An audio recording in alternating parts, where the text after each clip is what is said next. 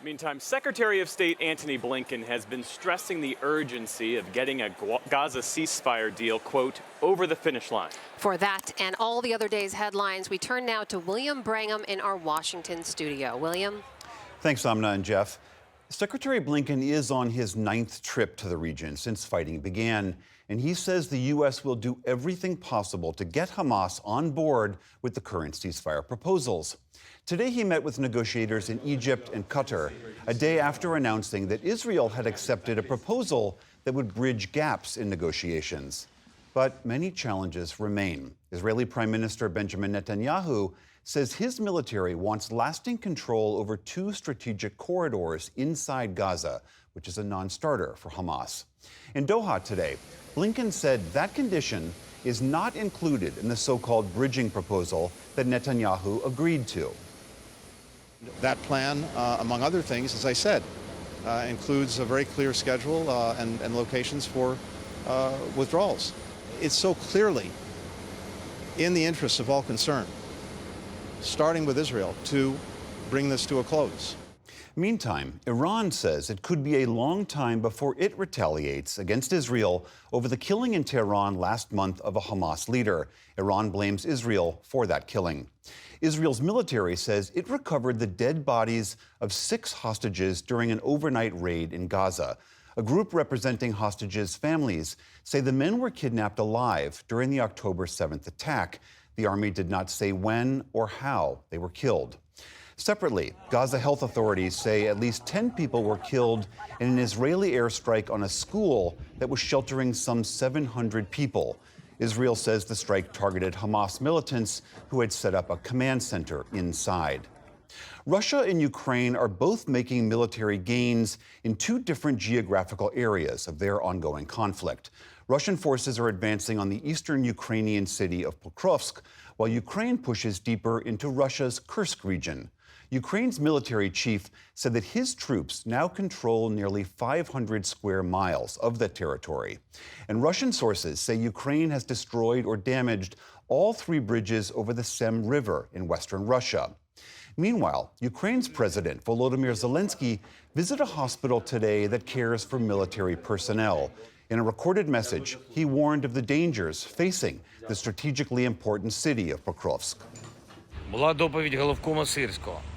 Army Chief Syrskyi reported to me regarding the situation at the front, the defense efforts in the Pokrovsk and Torets sections. It's a difficult situation, but the guys are doing everything to destroy the occupier.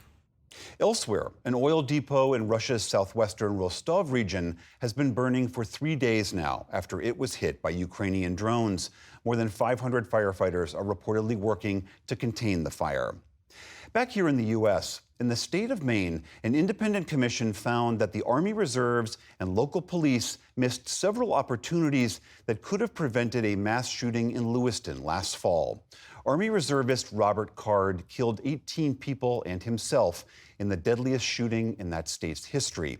In its final report, the commission found that the local sheriff's office could have taken Card into custody earlier under the state's yellow flag law, and that the Army Reserves did not provide Card proper mental health care or address his possession of multiple weapons. Commission Chair Daniel Wathen described a series of missed opportunities.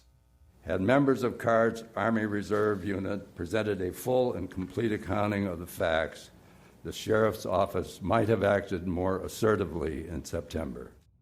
After that shooting, the Army conducted its own investigation and disciplined 3 leaders for dereliction of duty.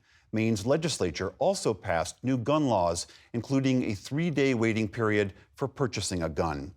On Wall Street today, stocks snapped a recent winning streak, though the losses were limited. The Dow Jones Industrial Average slipped around 60 points. The Nasdaq also lost around 60 after 8 consecutive winning sessions. The S&P 500 also ended the day a bit lower. And we have a unique passing of note. The woman who is believed to be the world's oldest person has died.